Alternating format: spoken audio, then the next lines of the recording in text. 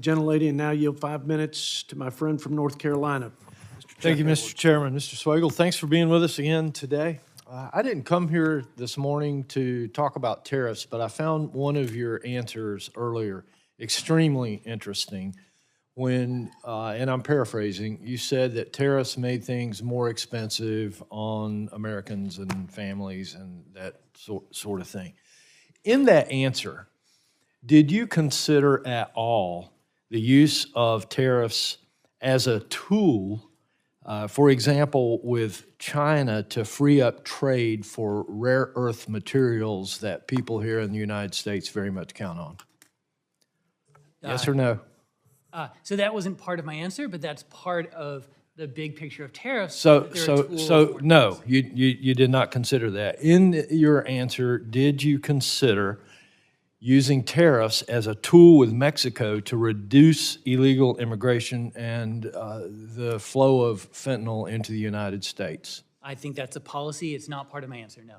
Of course, it was not part of your answer. In your answer, did you consider using tariffs against countries like South Africa to reduce racist persecution?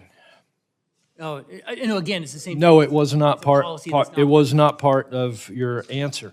In your answer, did you consider the economic impact of the $21 trillion that the president recently told us has been invested in the United States as a tool for economic impact to grow jobs, to generate tax revenue, and this possible sustainability of programs like Social Security and Medicare? Yeah, that we are analyzing, and I hope. But was that included in your answer that you gave us earlier? The impact of the tariffs? No, it was not. And so my point is simply to the folks here in this committee that there are many, many uses for tariffs to improve America's place in the world and to get international partners to work with us on things of great interest to Americans. So thank you for that. I didn't come here to talk about tariffs. I actually came here to talk about CBO.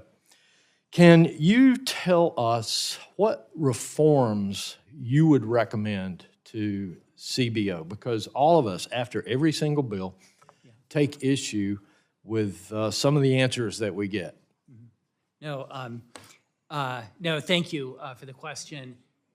In some sense, I would say the reforms to CBO should follow the desires of the Congress for more information. As we talked about, more frequent baseline updates, that would require changes within CBO. If it's useful, then we got to do it. If CBO is built in a sense for regular order, and the legislative process has deviated from that, and in some sense the question is, should we change the way we work and just adapt to the reality of that deviation from regular order? There's things like the baseline construction, the baseline follows the rules set by the Congress.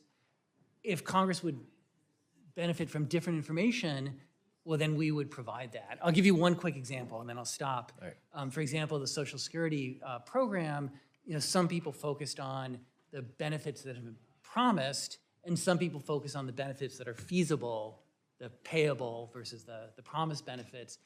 We provide both, but one of them is in the baseline and one is not.